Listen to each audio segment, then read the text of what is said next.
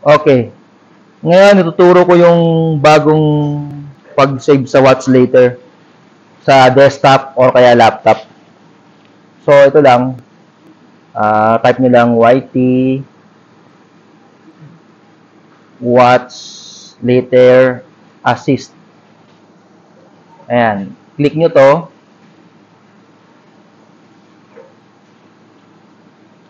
Then, add to Chrome. Ayan. Add extension.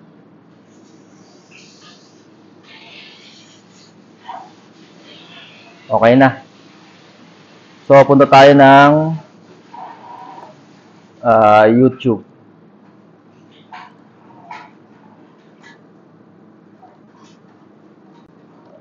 So, walang nakalagay. Walang naka-history, walang watch later, walang save.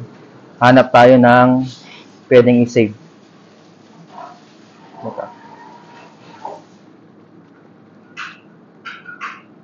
Playlist. Ito lang. Okay. Yun. Tapos ito lang.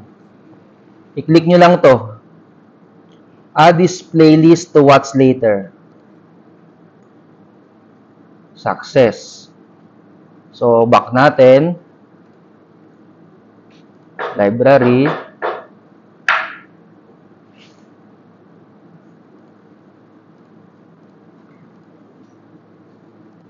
YouTube. Clear history. Library uli. Ayun na. Ito na. Nasa watch later na siya. Ayan, watch later. Tapos play all ka na. Mas madaling gawin sa laptop or desktop. Ayan. Okay na siya. So, yun lang yun. Yung link, iyan, ilalagay ko na lang sa description. Okay?